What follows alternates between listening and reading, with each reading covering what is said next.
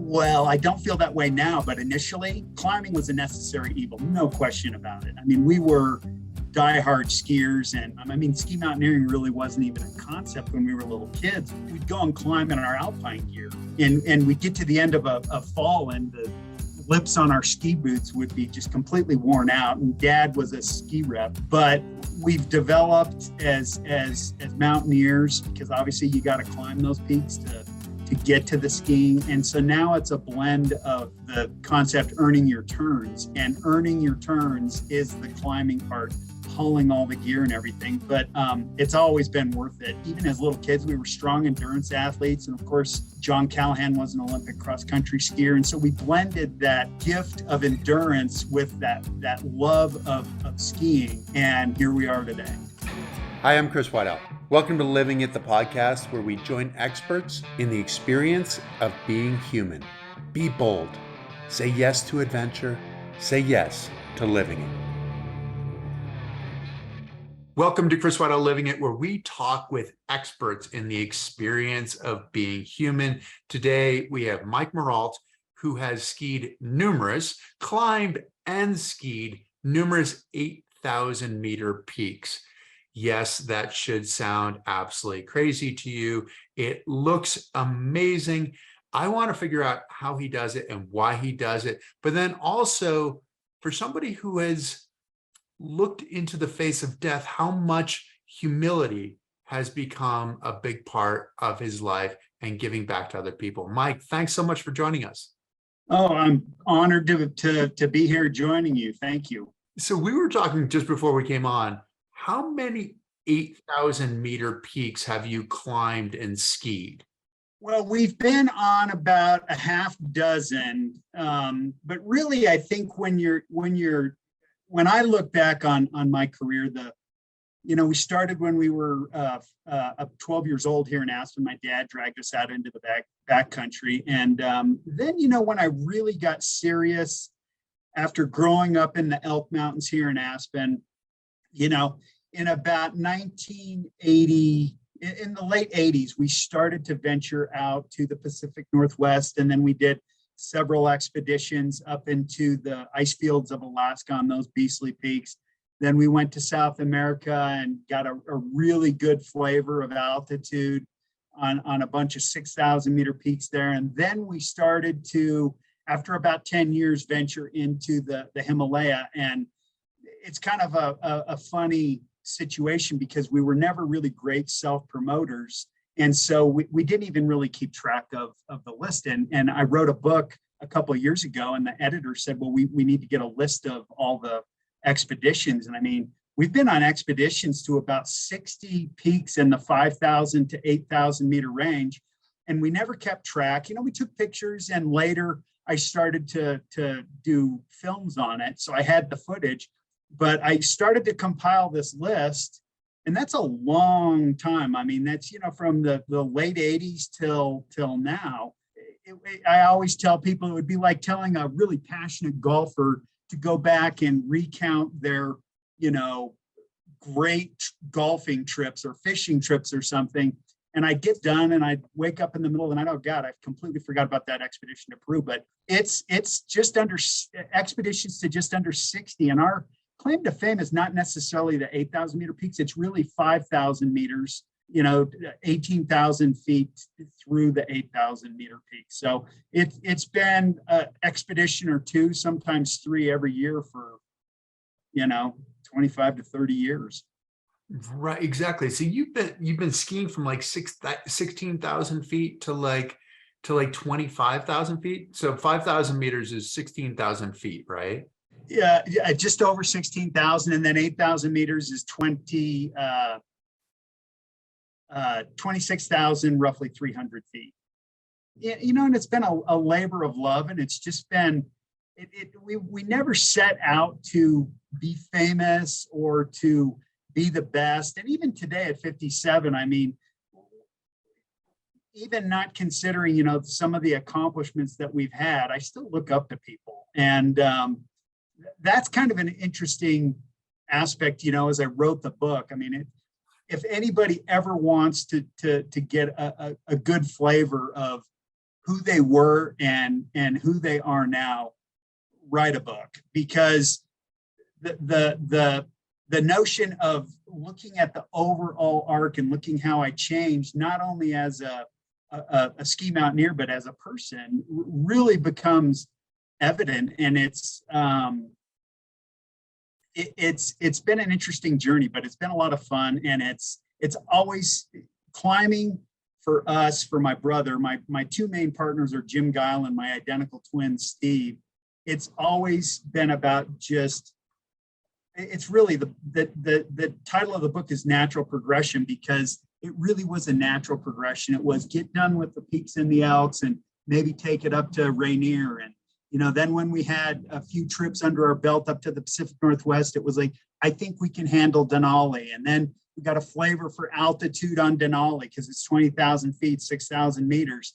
And then we started to take it into South America. And eventually it was just a zillion little steps to give us confidence. And we always stayed within that envelope of safety, but continued to slowly push it into the 5,000 meter peaks, and the 6,000, then the 7,000 meter peaks, and ultimately to the 8,000 meter peaks. And when you started in the Elk Mountains with your brother and with your twin brother, with your older brother, with John Callahan, with some of these other people, with Pat Callahan, who actually went to school with me,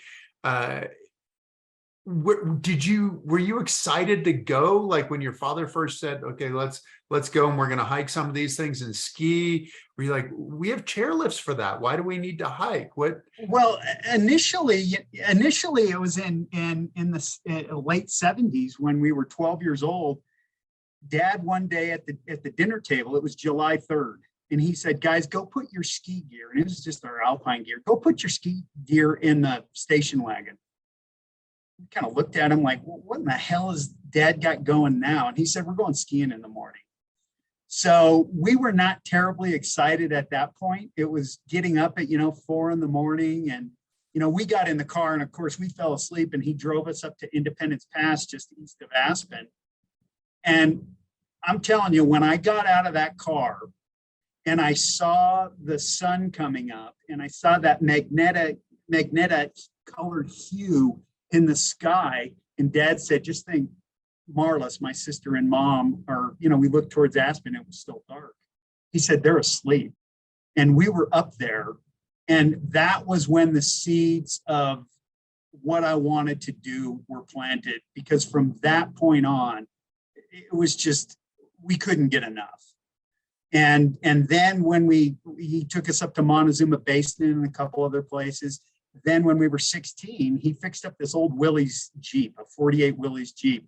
And from the time that we got our driver's license, it was just pure passion. It was just, we could not get enough. And we still skied a lot. We were all ski racers and everything, but we just could not get enough. And so it was always skiing though, too, is part of it. So in your movie, what is it that you said in your movie that climbing a mountain is just pain and suffering and a bad meal if you don't get to ski?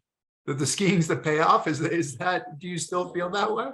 Well, I don't feel that way now, but initially skiing was a necessary evil, or climbing was a necessary evil, no question about it. We were diehard skiers, and we, for a long time, ski mountaineering really wasn't even a concept when we were little kids, but it was all about the skiing. And it was all about, initially, we'd go and climb in our alpine gear, and we'd get to the end of a fall, and the lips on our ski boots would be just completely worn out. And Dad was a ski rep, so we always had access to gear and everything, but it was 100% about the skiing.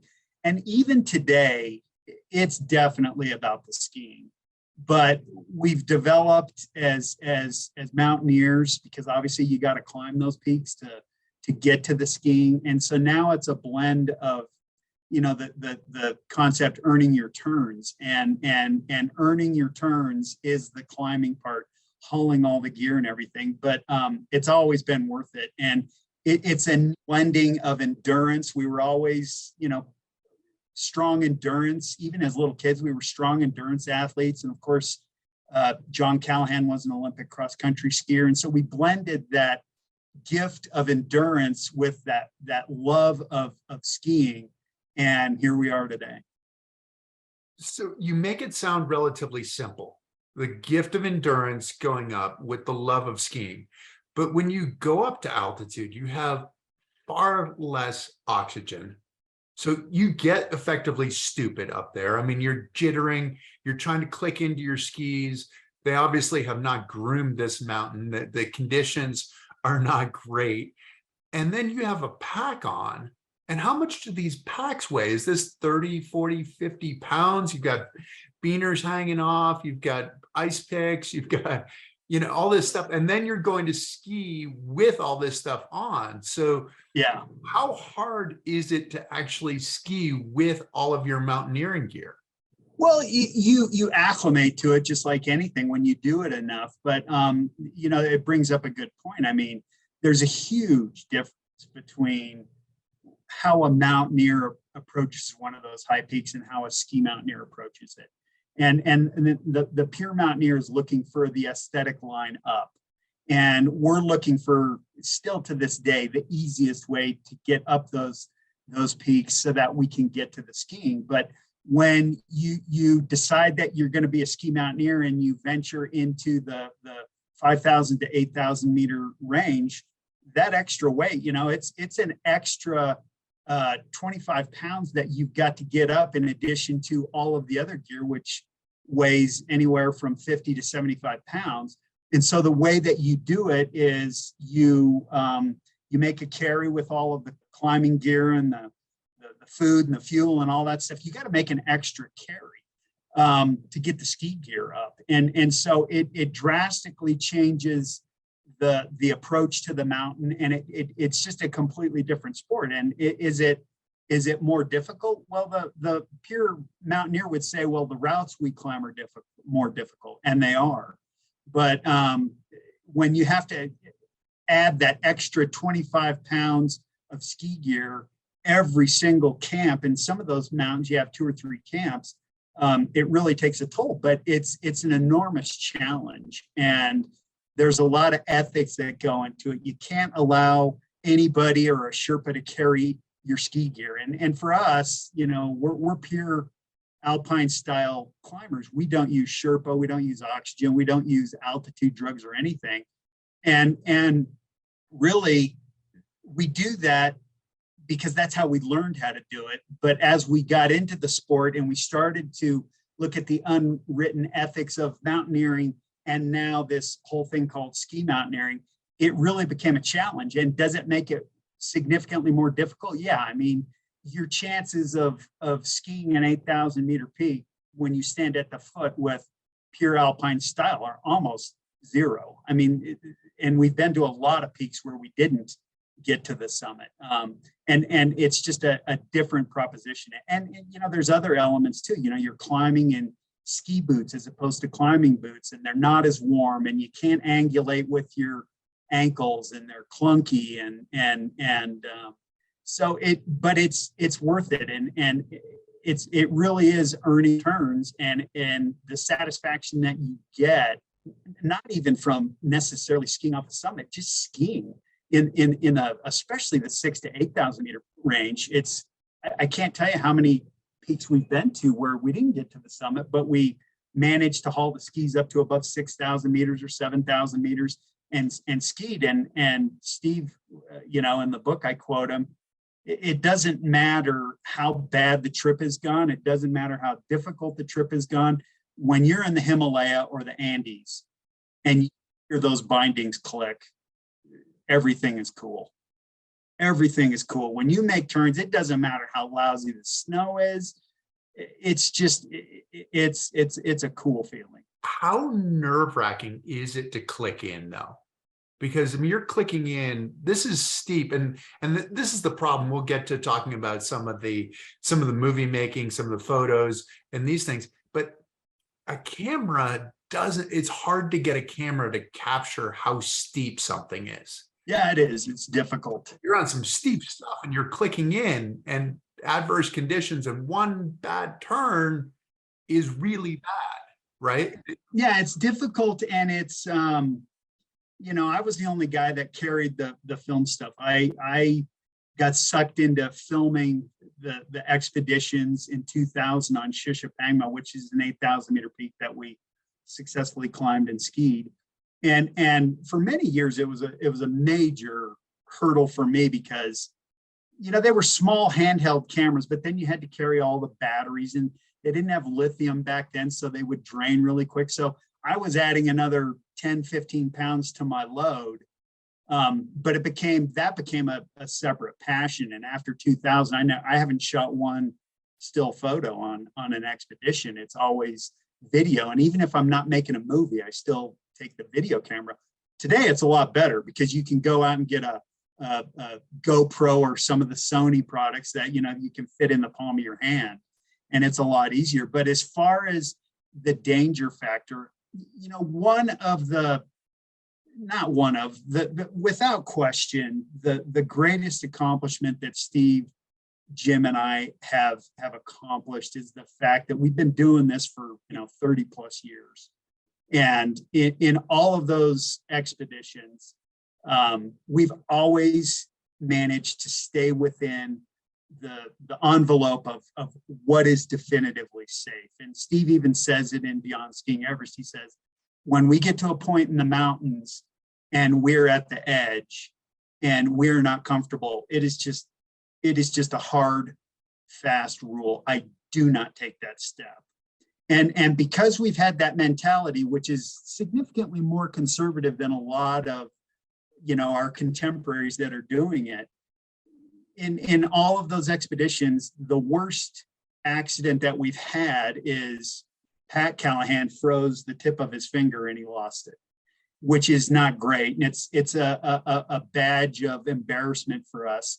But it was early in our careers, and since then, I don't know many of my contemporaries that can say, I've never been on an expedition where anybody got seriously hurt and more importantly, killed. In the game, it's almost, I don't want to insult people and say it's a badge of honor to be able to say that you've been on an expedition where somebody got killed. It's not, it's horrific, but it's so common that when I look back on all those years, you know, and then talking with some people that have looked at our careers, it's almost a miracle that nobody has been. It's when you look at how many times we've put ourselves into those environments, and you got to understand, when you get above 6,000 meters, the oxygen is thin, and it's you'd never know it in pop culture mountaineering, but when you see all of the lines on Everest and now even K2, if those people really honestly knew how close they were to death's door, just an oxygen mask failing, a lot of people wouldn't be up there doing it. So is it dangerous? Yes.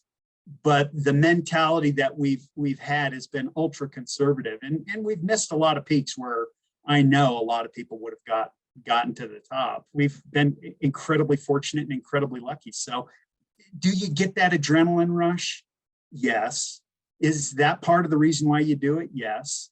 But clicking into those skis is definitely always a rush. You always think that you forgot how to ski.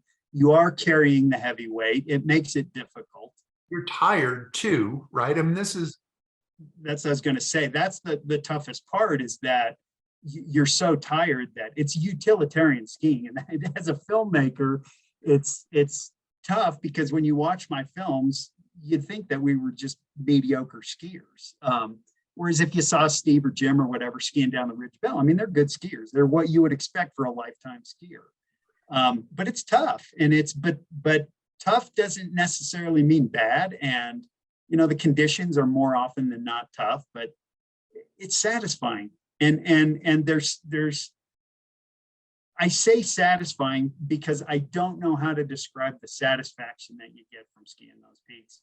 All in, considering how hard it is to get all the gear up, and how dangerous it is, and not even considering a steep slope. I mean, it's just dangerous being in that environment. Frozen back and forth, it's icy, it's crust on top, you don't know what's going on. There can be, how do you tune your skis to be prepared for the mountain. You have to, and we bring all the tuning gear and everything because sometimes you hit rocks up there and stuff. But yeah, you have to have good gear. And even though I wouldn't consider my career to be a professional career, we've been fortunate with gear sponsorships, and we've always had, you know, top-notch gear, state-of-the-art gear, and we tune it to the hilt.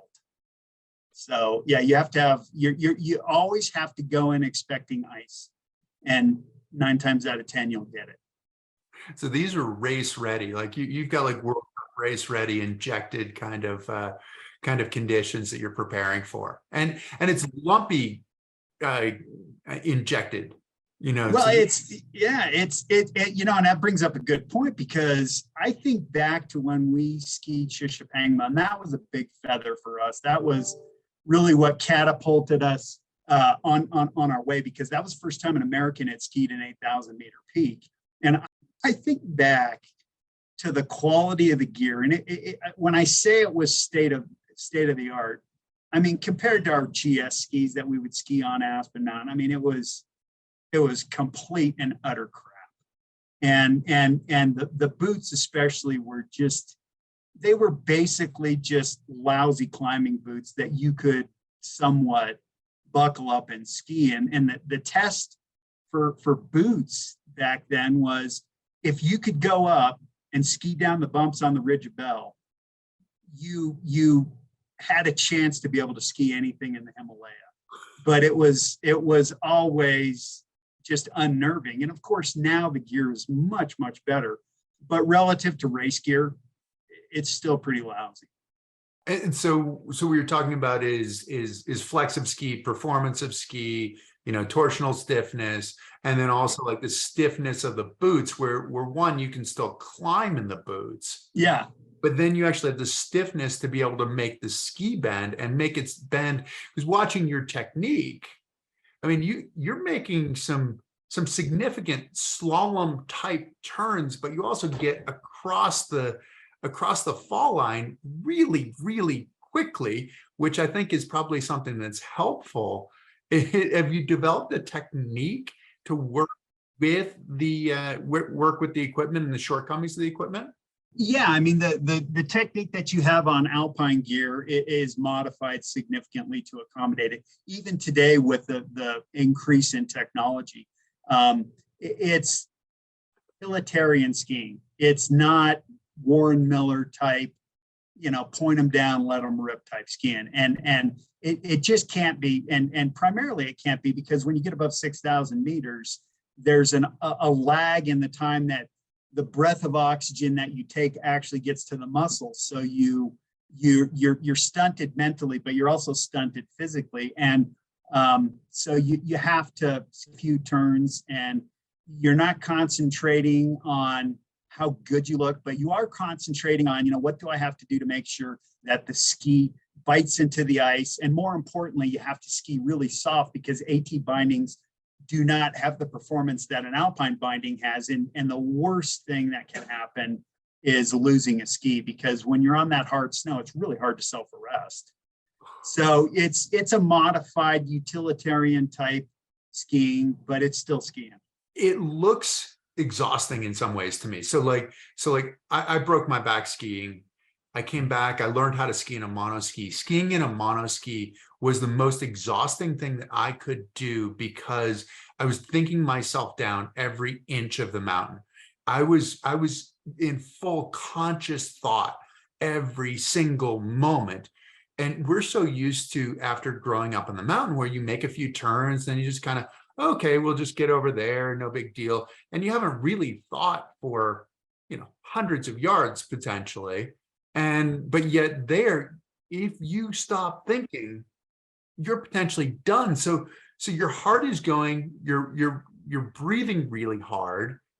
How tiring is it? And like, how much can you actually ski before you say, okay, I've got to stop here, because I need to mentally get back ahead of where I am physically? Yeah, no, that's a really good question, because a lot of people, especially a lot of mountaineers, think that ski eliminates the hardship of down climbing, and it doesn't eliminate the hardship. It's infinitely harder to ski down at those altitudes than it is to, take your skis off and down climb. And probably the godfather of high altitude skiing, a guy named Hans Kammerlander, he said it best. He was on K2 and the slope became steep and it became hard. And then the whiteout came in and he said, I switched the exhilaration of being on my skis to the safety of my crampons, and put the skis on the pack. So in short, when the going gets tough in those peaks, when you're skiing, the skis go on the pack. But it's an anaerobic sport, skiing, and you cannot, under any circumstances, go anaerobic when you're that high because you're already starved for oxygen. And I experienced it on Shishapangma. I was excited, and I was young and I was strong, and I just started skiing really hard. And all of a sudden, I couldn't hang on to my pole. And what happens is you get high altitude paralysis, because when you're using more oxygen than is available in your bloodstream, your body starts producing a lot of acids, lactic acid and a lot of acids. And the reason it does that is to prevent the muscles from firing so that you start using less oxygen. And I couldn't hang. I looked at my hand, I couldn't move it. It was completely paralyzed. And so I started to hyperventilate. I knew what was going on, got more oxygen into my blood, and then I was able to continue, but it was really at a much more moderate pace. And we were on a peak, a 20,000 foot peak a few years ago with a guy named Mike Maple. And Mike Maple is just phenomenal, was a phenomenal ski racer. And he still is a great skier. And we all jumped off the top, and he looked like Ingemar skiing down into this basin.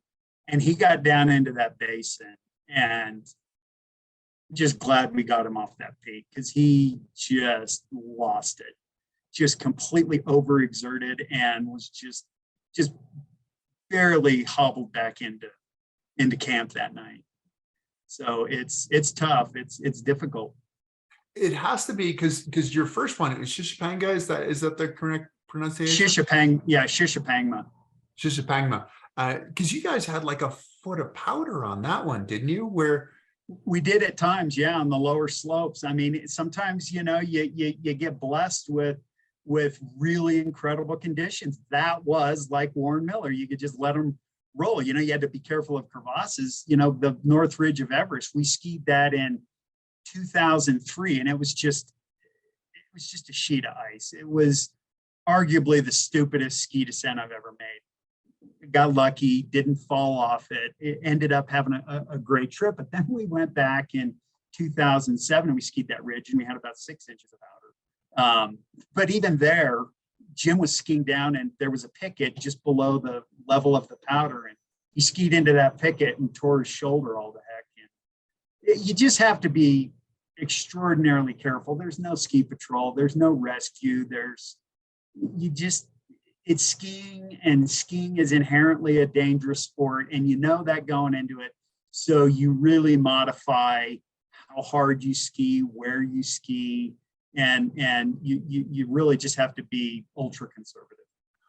What's the opinion of the other people who are climbing the mountain? Do they look at you and go, these guys who are climbing the mountain and skiing are crazy, a liability, or is it cool? Oh, it's absolutely shunned. I mean, on Everest, the second year, there was a team of super hardcore Russians climbing the North Ridge, and they came into our camp, went out of their way to just berate us. It's insulting to the mountain. It's putting other people in jeopardy. You're taking risks. You're a small team. What are you going to do if someone just the whole spectrum. And we get that a lot when we go out there. But to their credit, they were climbing up when we were skiing down, and they saw that we were not just reckless, point them down, let them go. and they were actually impressed. But yeah, it's ski mountaineering is, I use the analogy when mountain biking and snowboarding started to generate steam. We were the odd ducks, we were the oddballs, and that's over time, just like it has for snowboarding and mountain biking. But yeah, whenever something new comes into the scene, it's going to be met with a little bit of controversy. The irony is that there were guys skiing from 7,000 meters back in the 30s, Frank Smythe and Andre Roche, but there just weren't enough of those guys in between the 30s and when we started doing it in the 90s to make it ordinary or even something that was common enough to where people just let it go. But by and large now, I mean, you're seeing a lot of people take skis to higher peaks, and so it's just the ebbs and flows of the politics of anything new.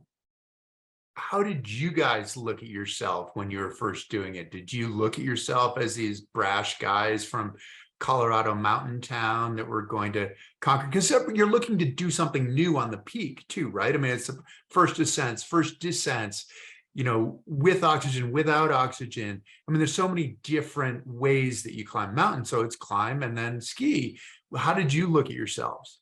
Well, I mean, that's also a great question, because we always took skis to Alaska. We spent several seasons there. You have to have skis or snowshoes there.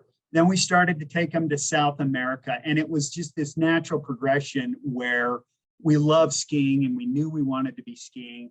And so then in 1997, we went to our first 8,000 meter peak, and that was such, we had skied some 6,000 meter peaks and climbed, at those altitudes, but Broad Peak is one of the 14 8,000 meter peaks, and we made a decision that it was such a big bite at that time in our careers that we were going to leave the skis and just concentrate on climbing. And got up on Broad Peak, we saw these snow slopes, and I mean, they were just perfect. And Steve and I started to just totally regret that we didn't have our skis. And on that trip, a guy named Ed Viesters, who's he's a very famous climber. He came in on our permit, and he was not a skier at all at the time. And he got so sick and tired of listening to us talk about skiing, considering our skis were, 5,000 miles away. And Ed is just the nicest, calmest guy. And he just went off on us, and he just said, he just berated us. He just said, I can't take it anymore. Then he calmed down and he came back. He said, this is what you guys need to do. You need to plan another expedition to an 8,000 meter peak. Take your skis, because I can tell you guys are not going to be satisfied until you go and at least try it. I don't think you can do it, but you're never going to be satisfied unless you try. And so from that point on, Steve and I are just constantly whispering to each other, you think you could be carrying skis right now? Do you think you could ski this slope? And it was just like, hell yes. And from that point on in 97, we never went to a peak without skis. It was just, we were sold, and we figured out that we could do it. And did we think that we were cock dog, hot shot ski mountaineers? No, not even remotely. It was just something that we wanted to do. And we slowly tested the waters, even going to the point of not taking them to a major peak. And so it was always staying within the envelope of what we were comfortable. And always, even today, like I said, always looking up to some of the guys that have really taken the sport far. I still have, I mean, Hans Kammerlander, I still look up to him and his contemporaries. He's older than me, but I've never considered myself to be elite or professional or anything like that. It's always just been this progression of, I don't care what people think, I want to try. Well, you had a mentor, effectively a skiing mentor in Aspen too, a climbing and skiing mentor, right? And I'm trying to remember his name, the guy who would hang off of his deck in his underwear in the middle of the winter, There was a right? guy named Fritz Stomberger, and Fritz was older than us, but Fritz was an Aspen-based European, he was German. And he was an incredible climber, high altitude climber.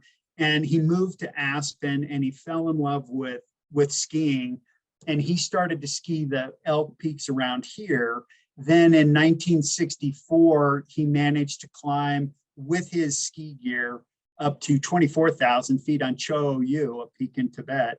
Then he went to the summit. He didn't haul the skis up to the summit, but he came back. And for a long time, that was a high altitude ski record. And we used to watch Fritz running up Aspen Mountain in the middle of winter with shorts on, no shirt, and clumps of snow in his hands to train for the altitude. And he was really an inspiration to us because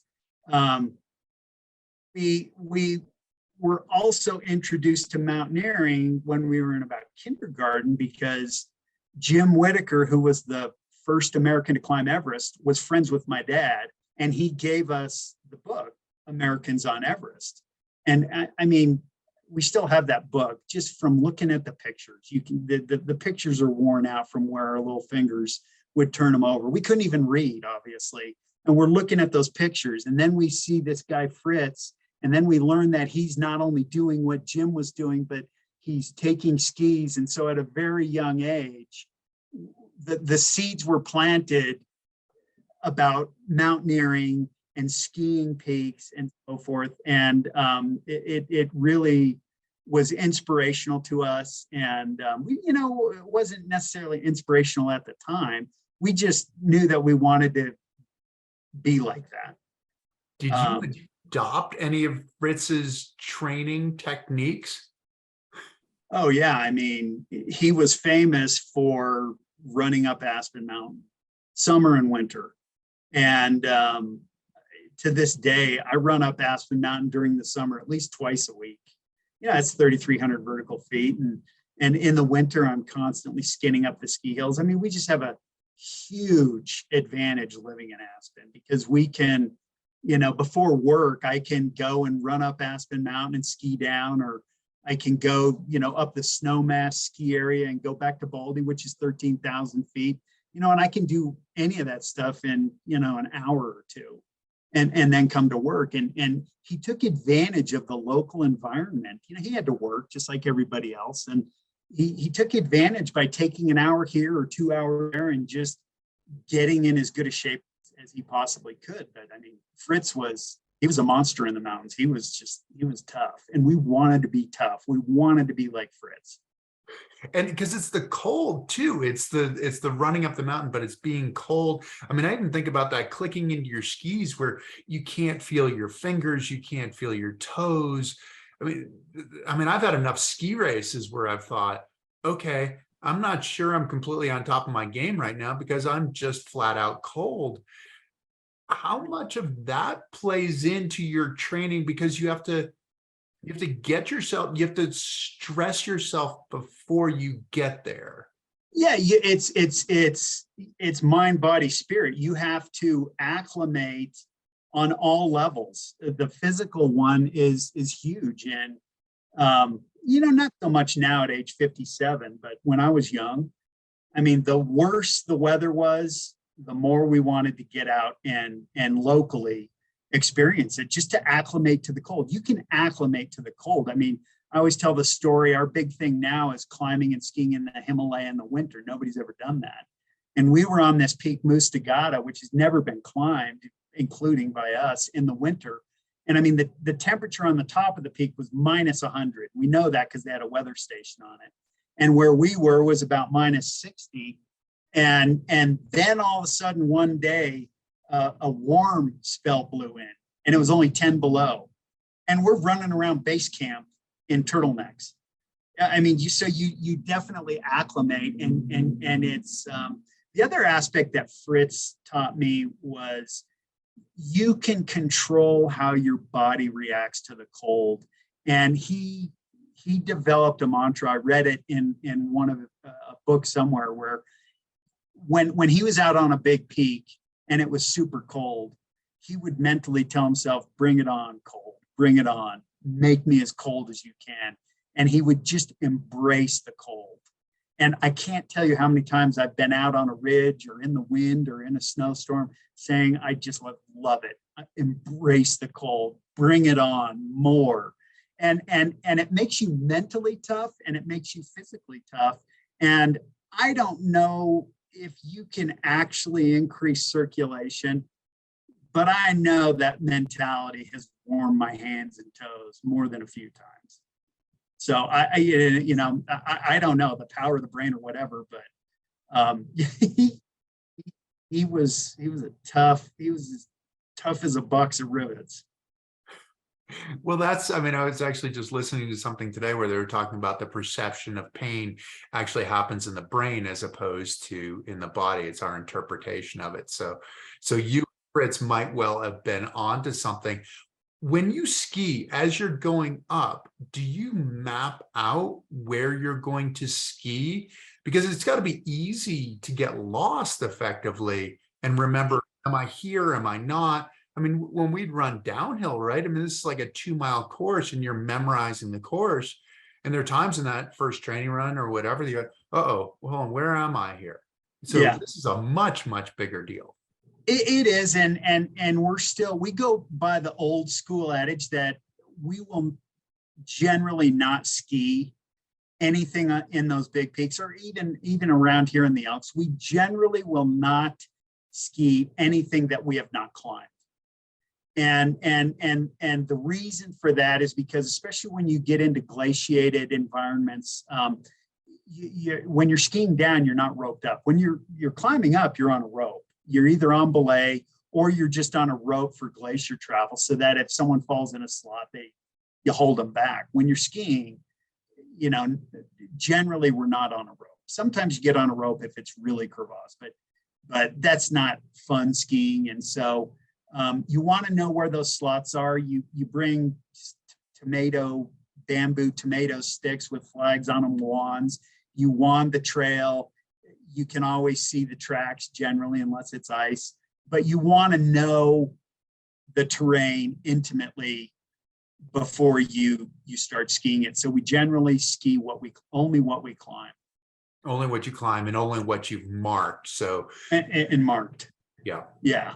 Interesting. How has your evolution, I mean, because this is some amazing stuff, but it's also some crazy stuff to think that you get on Everest and it's icy and you're like, okay, well, it's icy and we're going to make some turns and hopefully stick with it and not fall for thousands of feet.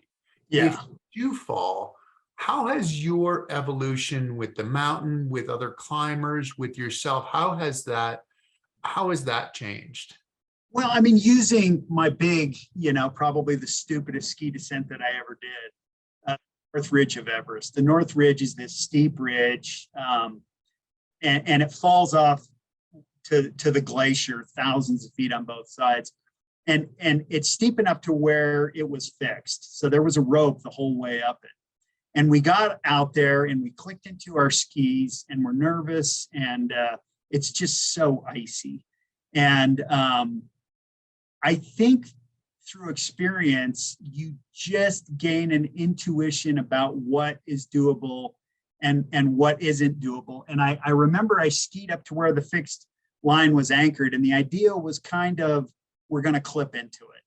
And I can't give you a detailed explanation of why I came to the conclusion, but as I skied up to that rope, all I can say is I was acutely aware of the fact that I knew that I could ski it without clipping in. And I knew that the ramifications were, without question, death if I was wrong.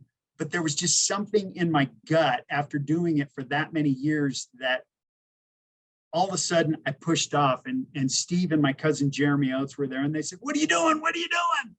And I said, "I got this. I can do this." And I was able to do it.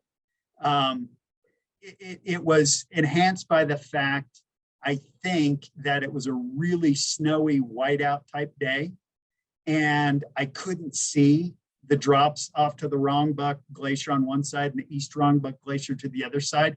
I couldn't see a whole lot of what was in front of me, but I think that allowed me to intuitively sense that the skis would work despite the fact that it was so hard. And it was really kind of rough, hard ice and snow. And so I slowly just made one turn, gained a little bit of confidence, switched directions. And that's when I said, I got this, guys, we can do this. Did they follow you? And then they followed me. And that was a pretty exciting moment. And, you know, I say it was pretty stupid to make that decision. We were fine. We managed to do it. And so that validates the fact that it was doable. But I don't think, honestly, that and I know this because in 2007, when we went back, we discussed it. We said, if the conditions are like they were in 2003, we're roping up. We're gonna get on the rope. That's the reason why I kind of criticized myself on it, but it ended well and we had fun. What was the drop off of the side? You said you couldn't see it. Is this dropping thousands of feet off the side? Oh, I describe it as a slanted barn roof. It's just this ridge that, you know, it's a 2,000 foot ridge. And you've got about 25 or 30 yards of skiable terrain, and on the edges, both sides. I mean, it's vertical.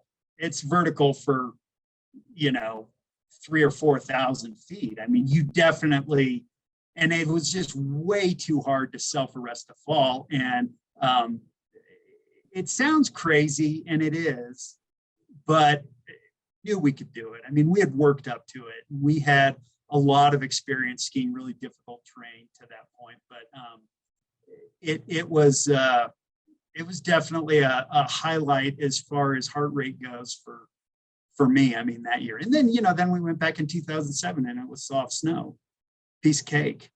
It was still the same drop off. It was just, yeah, you didn't want to fall, but you had at least a snowball's chance in hell at self-arresting if you lost a ski or you fell. I mean, you just can't fall. I mean, I've never lost a ski. You ski really softly, and nobody in our group has, with the exception of Jim hitting that picket, which was in a relatively safe place, nobody's ever taken a fall. And it's no fall whether or not the consequences are death or not, because the reality is if you get up on the North Ridge of Everest or any of those peaks and you blow a knee, that becomes life-threatening. It's dangerous for the obvious, but it's even more dangerous for the not so obvious. So that's why you modify and you stand on your skis and you use your skis as a tool. And I mean, I'm actually more comfortable on the edge of my skis than I am down climbing really steep terrain on crampons.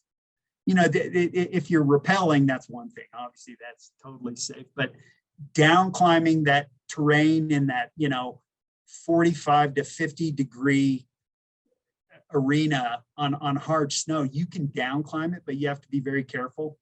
I'd much rather weasel my way down it on the edge of a ski than on the points of my. I have to tell you, just listening to your story, I feel a heightened sense of awareness.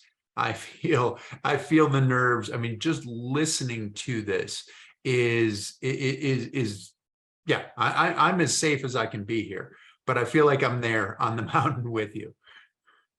Well, and part of that, again, it goes back to the progression. I like a thrill. I don't like being scared in those mountains. I hate it. I do everything possible to avoid it. And that was a description of one ski descent in thousands that led up to it. So if something is so terrifically dangerous that it's just more obvious than it was when I made the decision to ski down the North Ridge that day, we just simply find another slope to ski, or we just don't do it. It's hard to explain that to people because it is pretty ridiculous. you know, when you're telling isolated stories or stuff like that. But again, that group of guys, especially Steve and Jim, we're all brothers. I mean, Steve is my identical twin brother, and Jim is my, without question, he grew up a block away from me, and we've been friends our entire lives. I mean, he's a brother from a different mother, and you know, the synergy that you get from that, knowing that you've got two other guys that are looking out for you, that are helping you make the decisions, a huge part of our success. And it's a huge safety net, because I don't want to watch my identical brother get killed, nor does Jim, and vice versa. What's your respect for the mountain like? Your respect for the mountain, and your respect for your community, for your team? Because you said at one point there was a peak that you said, that's it, I'm not going, and the rest of the team went, and you felt like you'd abandoned the team, right? So how do you reconcile that, the team, you as an individual, and the mountain? Well, I mean, if you stand at the foot, even the peaks around here, I get the butterflies before I go out climbing and skiing, even around here. But when I'm standing at the foot, like I was just at the foot of a 6,000 meter peak last month, and they're not butterflies in your stomach, they're hornets. And I've tried to eliminate that, and you just can't. So the respect for those mountains is just, for our group, is just at the next level. And when you consider that, and you consider the fact that you've chosen to head into these environments with other people that you love, respect is enhanced even more. And on that peak that you were just talking about, it was a peak called Sahama. It's the highest peak in Bolivia. It's 22,000 feet. And I got to the base of that peak, and mentally and physically, it was a steep ice climb for about 1,500 feet. And it didn't look like there's any skiing. And I was just, for a variety of reasons, I was just tired, and I walked away. And Steve and Jim didn't say a word, and that pissed me off, because they didn't try and bend my arm into, let's just give it a shot, let's just try. So I walked away, and I looked back, and I see these dots climbing up, and I walked a little bit further, and they're a little bit higher. And then it dawned on me, it's like, this is freaking dangerous. And what if one of those guys gets hurt, or God forbid, even killed, and I wasn't there to prevent it? And I turned around, and I went back to that peak, and it was a turning point in my career, because for the first time in about a decade, I started climbing and skiing for a reason other than myself. And that signifies, in my mind, the reality that when you're out there with your brother and your best friend, there's a lot more going on than just climbing and skiing a slope, getting a first, this, that, or the other thing. I really started to see the value in that team, and the synergy, and the success was the success that I had achieved. The arrow wasn't pointing at me in my mind for the first time. It was pointing at the fact that the reality is that I couldn't have done any of this without Steve and Jim. And that was the first time that I really experienced that. And that was a really humbling experience. Is that the evolution of a climber? I mean, when you talk about 8,000 meter peaks, people often say it's not a matter of if, it's a matter of when, you know, that there's going to be something that's catastrophic. Do you have to evolve as a climber to be able to understand who you are, and your relationship to the mountain, and your respect for the mountain, your humility, these kinds of things? It's a huge evolution, and it's really important, because, I mean, let's be honest. I mean, the vast majority of people, me included, when you start venturing into those high popular peaks, you become obsessed with the peak. And the longer that you do this stuff, you realize that mountaineering and ski mountaineering, it has very little to do with a peak. I mean, it's important and it's, you know, it's fun. For us, our niche was 5,000, 8,000 meters. Well, you got to go to certain places to experience that. But you start to understand that it has very little to do with peak. It has everything and only thing to do with me. And what am I capable of doing? And you know, how am I going to handle the hurdles? How am I going to handle the environment? And you know, I used to hear Reinhold Messner. He's obviously the preeminent mountaineer in history, and he said mountaineering is a journey of learning about yourself. It's not about learning about climbing. It's not about learning about the height of the mountain or what it's like. It's about learning something about yourself. What are you capable of mentally and physically and spiritually? And I started to go through that evolution on that specific peak, and it was just a beautiful thing. You know, the ramifications of it were just enormous in my career.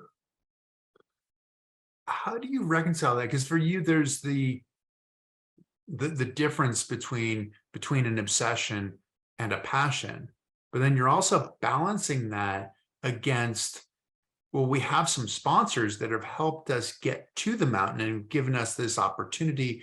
And it's easy to look at the sponsors and say, the objective is to get to the top, right? That's the definition of success, and not necessarily the experiential success that Reinhold was talking about. So how do you balance the idea of obsession with passion and the reality, I guess?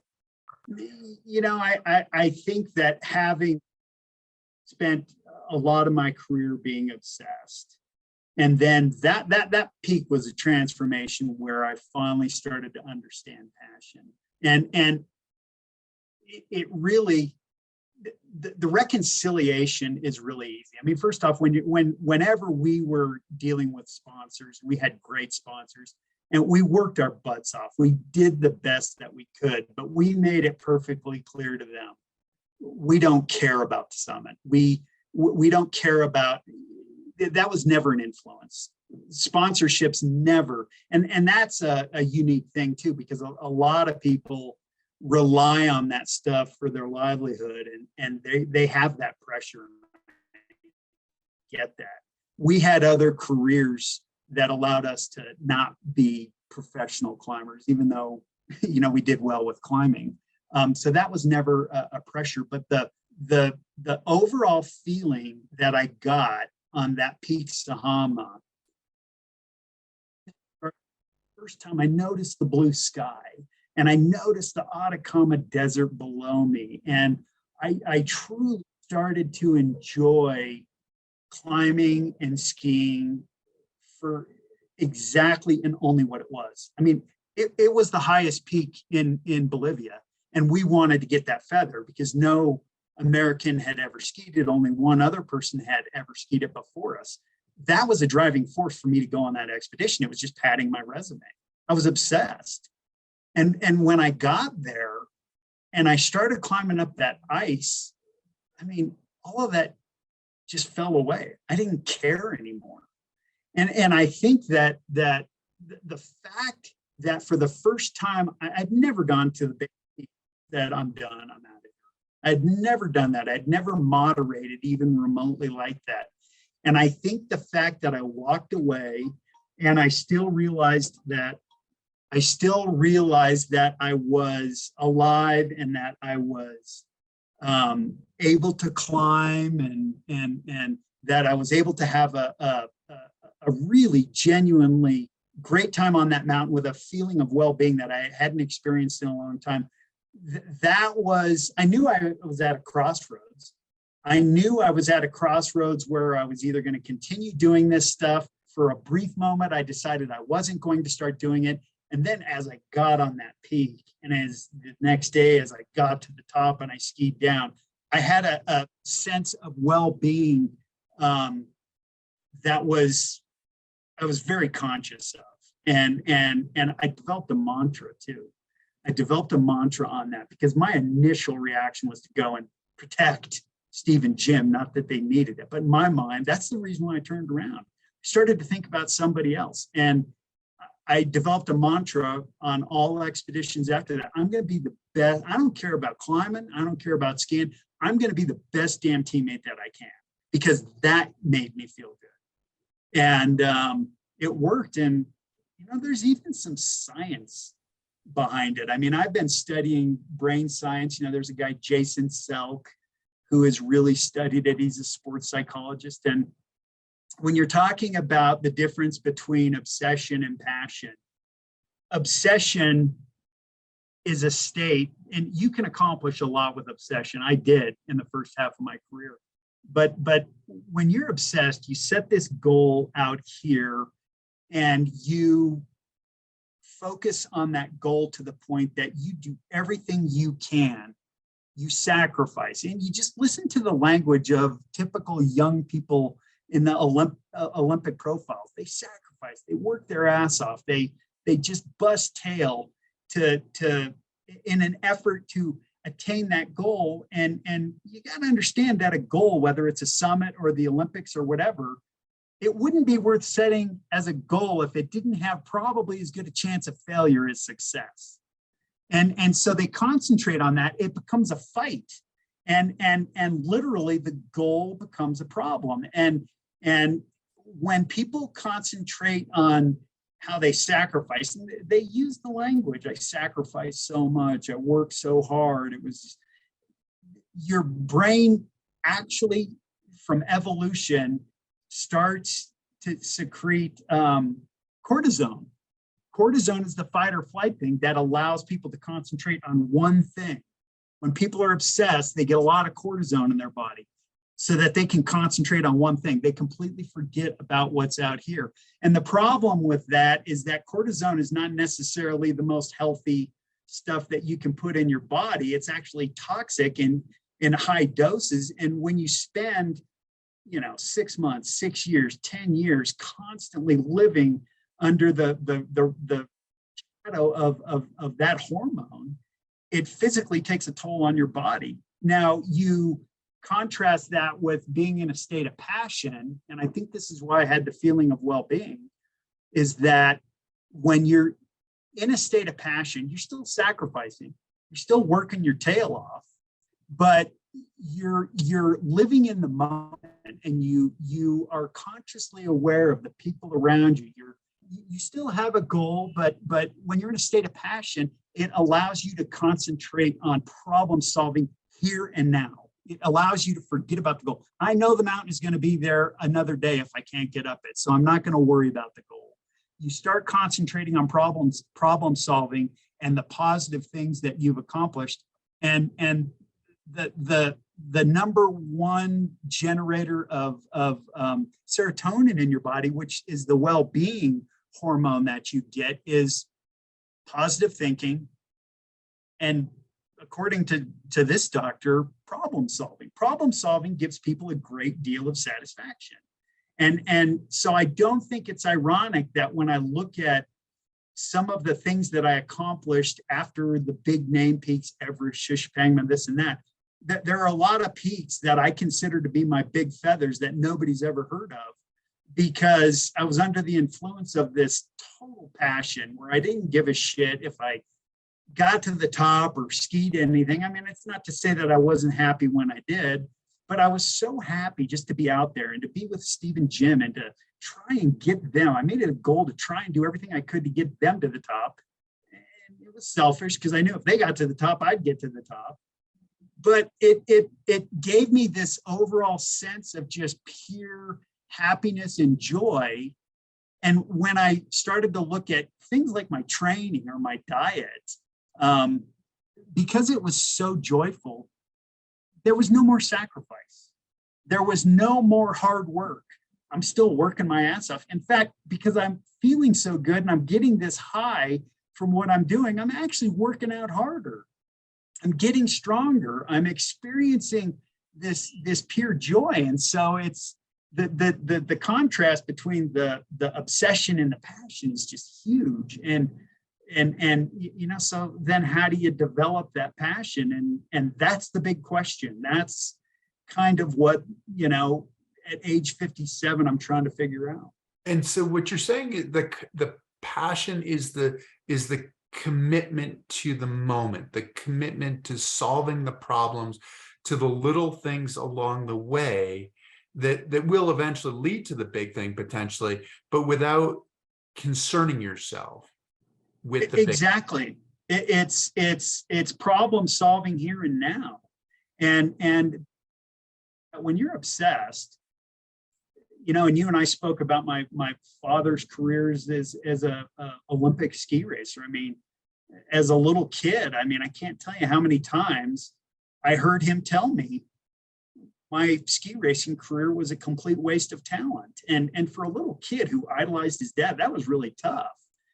But it made sense because he died about 19 years ago. And the year before he died, I was on the lift. And he said, Mike, if I would have had the passion to ski that I have today, back when I was racing in the Olympics, I would have won that medal. But he didn't win a medal. And that was catastrophic. And when you're obsessed and you have this goal out there and you don't reach it, it's catastrophic for a lot of people.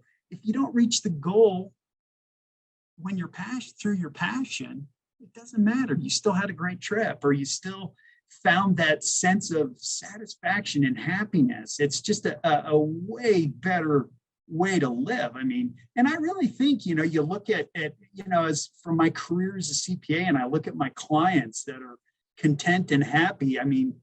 The level of income has very little to do with it. The clients that are happy just really enjoy what they're doing. They're not fixated on how to skin the cat to make something more efficient or to make more money or anything like that. They love what they're doing. They're being efficient because they love what they're doing. And they're the successful clients that I have. The ones that are obsessed, some of them are super, by pop culture standards, successful. They got $100 million in the bank and yet they're miserable. And they're miserable because they achieve their success through obsession. Being and I know this from my career, being obsessed is really uncomfortable. You're just in a constant fight to preserve your ego.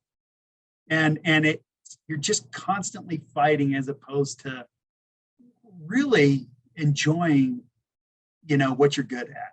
I'm not saying that obsessed people cannot get really good at something. They can. They do. Most Olympians do. But I really believe, just from really studying and looking at profiles of Olympians, a lot of them just become obsessed. And we all do it. I was obsessed to be a baseball player. I was obsessed to be a ski mountaineer.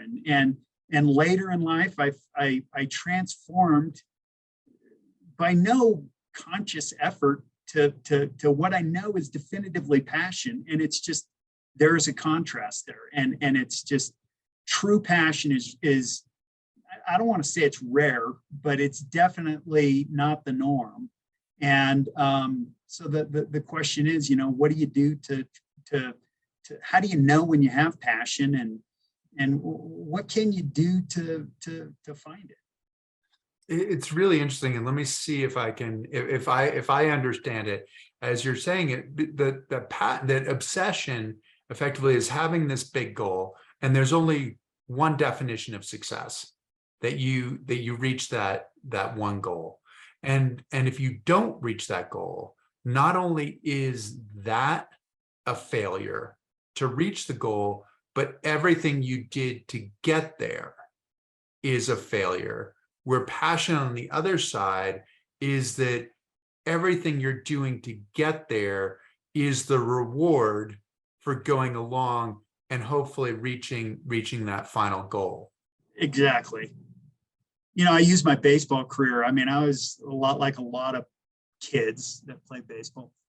I wanted to play Division I baseball. It was my goal from T-ball. And I fixated on it, and I worked hard and I trained. And when I look back at my high school baseball career, I can't remember it being fun. I can't even really remember it, but I remember every single mistake. I remember dropping a fly ball. I remember these are in my mind's eye. I can see these things. I was 16 years old and I can remember mistakes that I made. And the funny thing is that I succeeded and I played Division I baseball, but I got cut 2 years. And so, I don't need to go through the whole story of how I eventually made it, but when I made it, it was like, wow, I have everything to gain and nothing to lose. And I stopped working my ass off.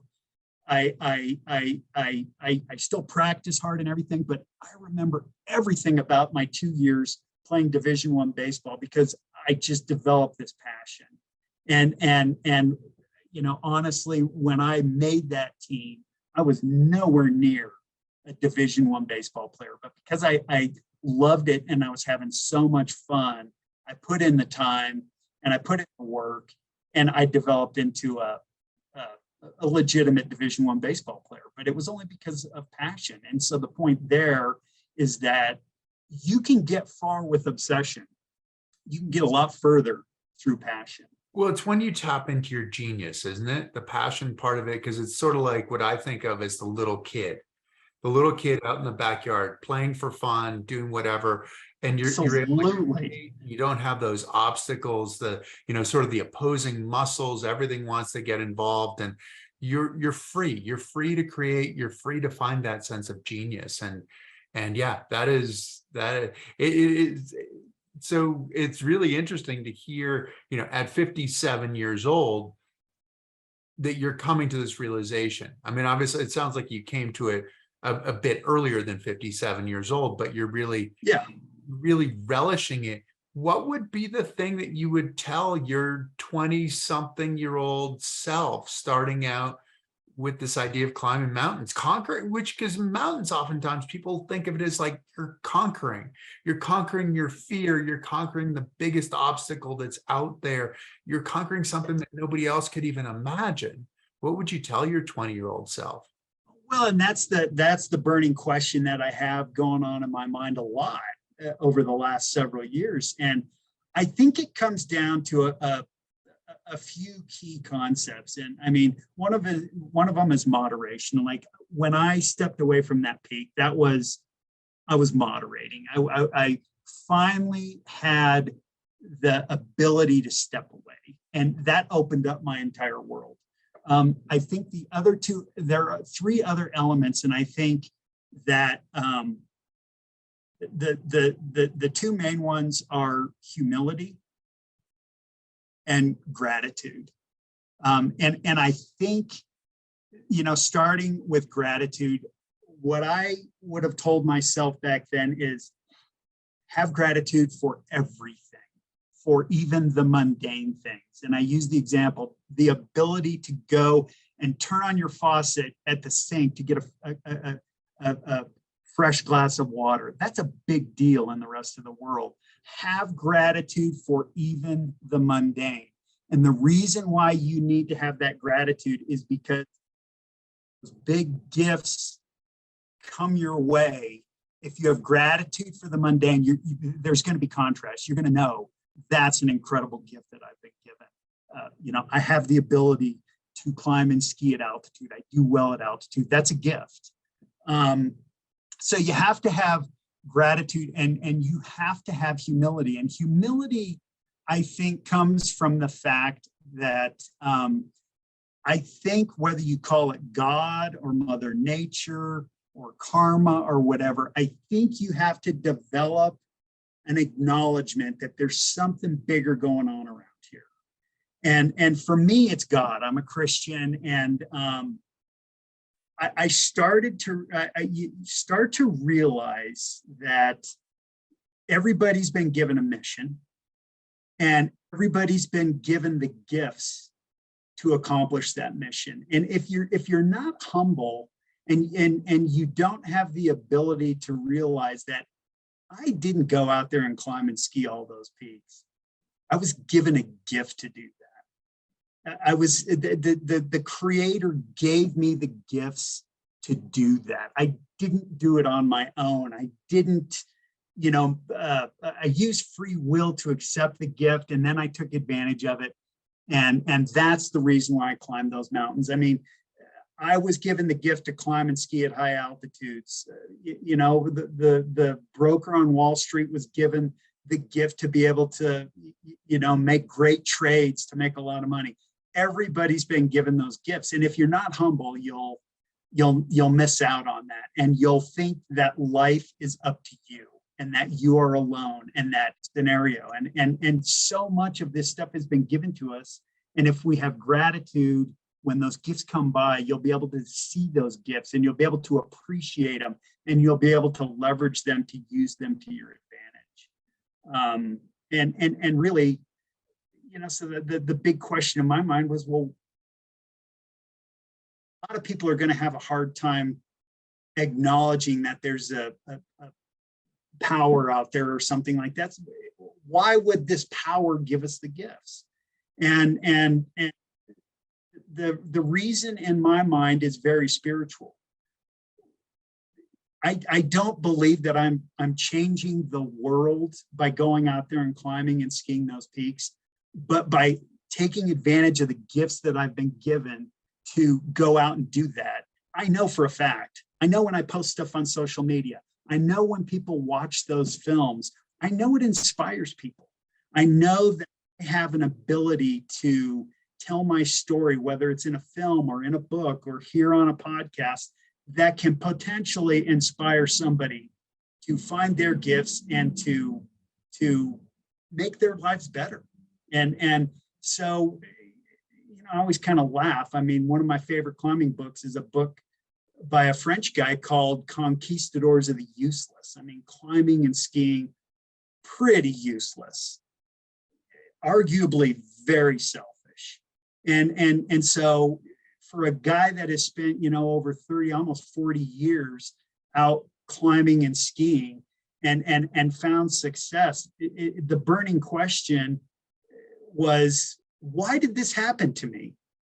And further to that, what can I do with this to help make the world even just slightly better than before I got here? Do you have an answer for that? Because I feel like I have an answer after watching you, because I feel like climbing the mountains, skiing these major mountains, there can't be anything more spiritual, because you are on that razor's edge between life and death, and these realities become that much more profound, right? The idea of your humility, the idea of your gratitude, whether you call it karma or not. I mean, you're in a place where you really think that that karma is important. Sometimes in our everyday lives, it doesn't seem nearly as important, but when you're making the bets that you're making effectively in climbing a mountain,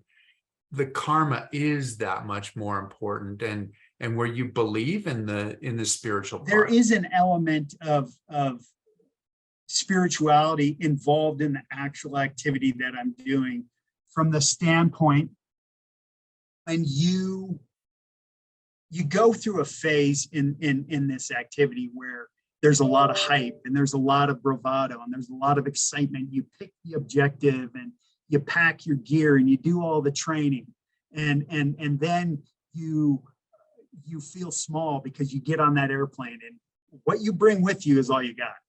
Then you get to a place like Kathmandu or La Paz, Bolivia, or Arequipa, Peru, and you're in a completely different culture. You feel small. Then you get in the Jeep and you go to the trailhead, and the llamas or the yaks come and you load them up and you feel really small. Then you trek for a day or two and you get to the base of that peak and you are out there. You are out there. There's no rescue. There's nobody that cares about your well-being, and you become even more insignificant. Then you look at the peak and you just have an acute self-awareness of how unimportant you are in the scope of what's going on in the world. But for me, it's spiritual because you take these gifts and you have the gift to be there. You know you can do this safely. You know that for me, there's just this intuitive feeling that somebody has my back beyond my brother and Jim.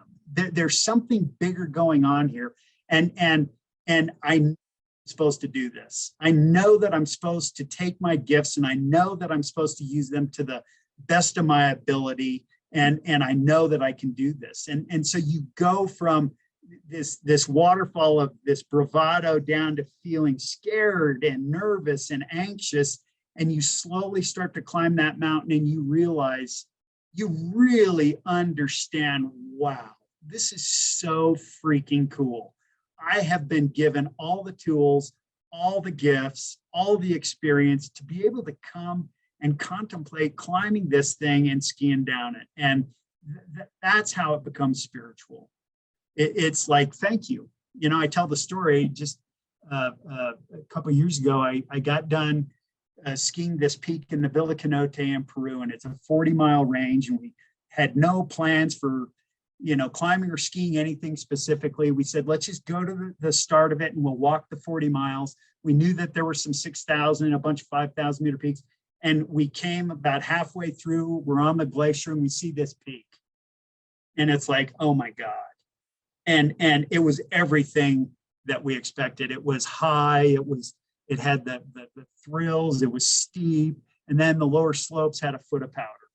And I'm telling you, the next day, walking away from that peak, I took some video of it, and I put the camera down, and the thought that came to my mind was, oh my God, you must love me so freaking much to not only be here to see this, but to have the ability to go and touch it, to climb it and ski it. It's when you follow your passion, it's a manifestation, for a direct manifestation for how much our Creator loves us. And you can call that Creator God, you can call, you know, like I said, whatever you want to call it, but you have to be very humble to accept that and to believe it.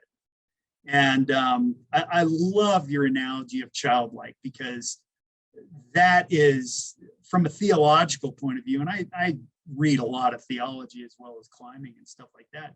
From a theological point of view, in every major religion, childlike that's an important concept for the exact same reason that you brought it up and that I'm acknowledging it now. I mean, it's a huge concept. Being childlike is pure.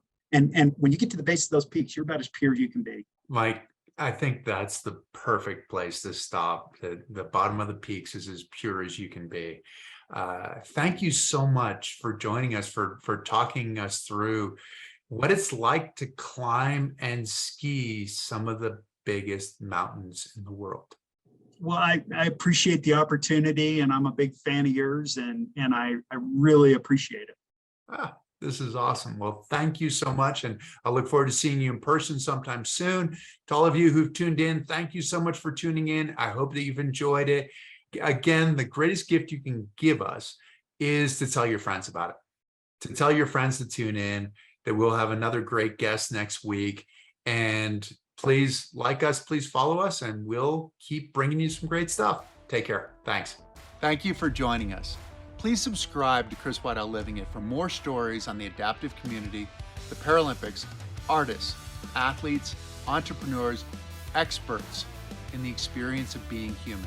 Also follow us on Spotify, Apple, Facebook, and Instagram. I look forward to seeing you next week.